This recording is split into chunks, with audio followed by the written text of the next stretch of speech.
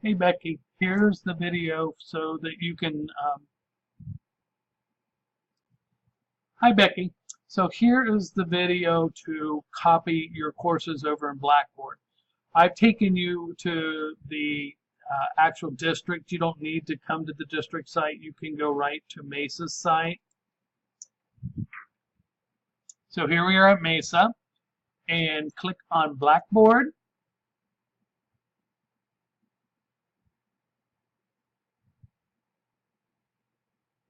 Looks like it's a little slow.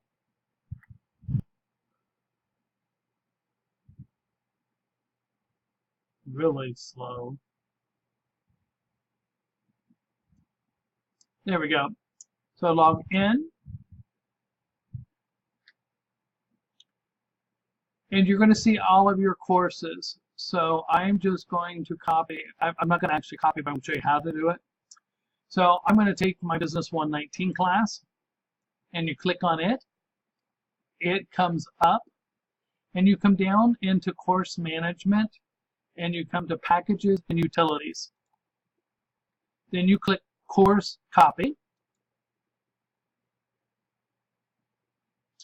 And then it's going to say select copy type. So it is just leave this the way it is, course copy materials into an existing course, because you're going to actually copy into an existing course shell. Okay?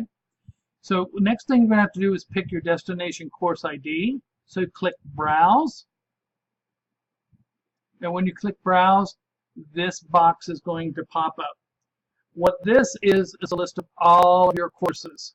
So what you want to do is come over here and look in the course name for your CRN number. I'm just going to pick one at random because it doesn't matter. Once you find it, you click, and you can only copy one course at a time.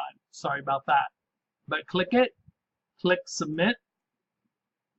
You see that it's populated here. And then you need to pick the items that you want to copy. Those items are going to be these various different tabs that you're using in your home page. So when we come down here, you would think you would want to click the home page, course home page, but you don't. It'll automatically be generated for you. If you put your faculty information, a picture, or perhaps your office hours, or how to reach you through email, you click faculty. If you're using learning modules, click learning modules. If you're using projects, click projects. If you're using NetTutor, NetTutor. I don't use assessments or assignments, but you're more than welcome to. Web links. You want to click your announcements because you won't have to duplicate your announcements. Hallelujah. Calendar.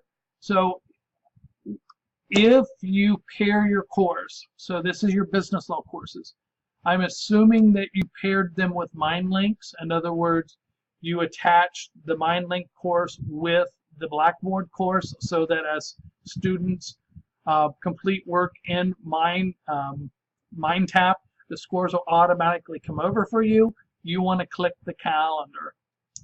Although you don't need to, because you're still going to have to bring them over one at a time. So forget calendar because it'll build itself. Because you're doing faculty, you need to click contacts. So all of your information as far as your office hours, how to get a hold of you via email, all of that is in contacts. So you click faculty and contacts. If you're having discussion boards, click discussion board. Include only the forums. In other words, include the discussion items, but don't include any of the posts. If you would click this and it would be from a previous course, then it would bring over every response from every one of your students. So you don't normally do that. Anything else? I'm trying to think. There's nothing else that I would copy. So those would be the basics. Then all you need to do is click Submit. When you click Submit, you're going to get a message up at the top that's going to say that you have successfully copied your course to, and it'll give you the destination course. And then what you can do is you can come over here to the drop-down box, click on the course that you copied to. It'll bring this up, and there will be another message across the top that says either the copy is in process, you'll get an email when it's complete, or generally, let me move my picture. If you would come up here and just simply click this button to refresh the screen, it'll probably come up and say that your course is now successfully copied. Once you do that, you can come in and you can make your adjustments.